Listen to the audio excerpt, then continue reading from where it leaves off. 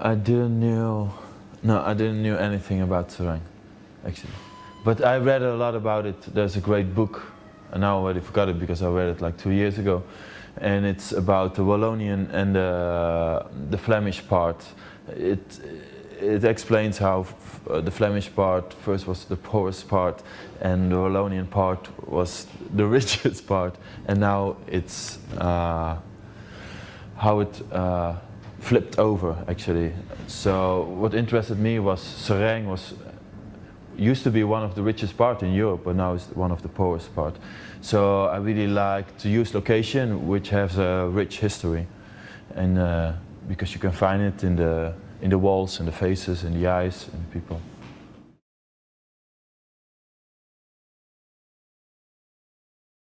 Of course, I knew they were based in Liège, and I actually asked them to do an internship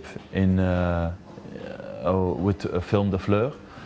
And they were interested, but then I suddenly received funding to make an own film. So I asked them to do, if they were interested to do production.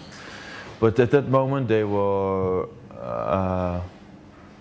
already shooting La Silencia de Lorena, so they were too busy. And when I was living in Serang, I suddenly realized I discovered a lot of locations they were using too, and it became a really big dilemma. But at some point I just thought I should forget about the Dardanelles, and I don't care anymore which location they used. I will just try to tell my stories. But of course you see a lot of locations they use, you see back in my film.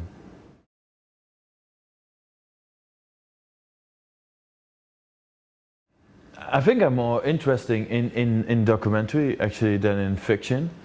And so I never write like scripts that I write in my bedroom, but I always write it on location. So I talked a lot with the people in Serang. I read a lot of newspapers, and from that kind of view the story developed. And it's just from things I heard, of things I saw on the street. That's why it's not really also a story, but also there's a lot of personal things in it, like the problems with my family. I don't know, I just broke up with my girlfriend, so you see a lot of things. It's not really a story about Serang, it's more a story about me, but in that way it's not a documentary, it is fiction.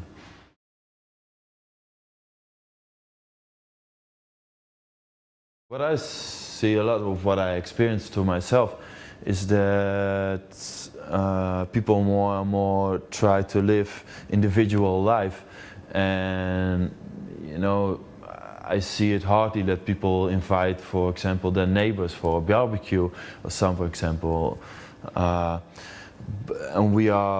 there are a lot of people that think they are stuck in their life. That's why the title said Égalité.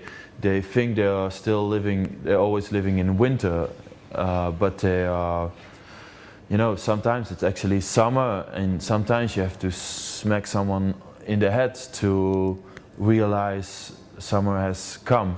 So, I don't know, the portrait is about a family that has a distance from each other, and at the end they suddenly realize there's more to find with each other for me.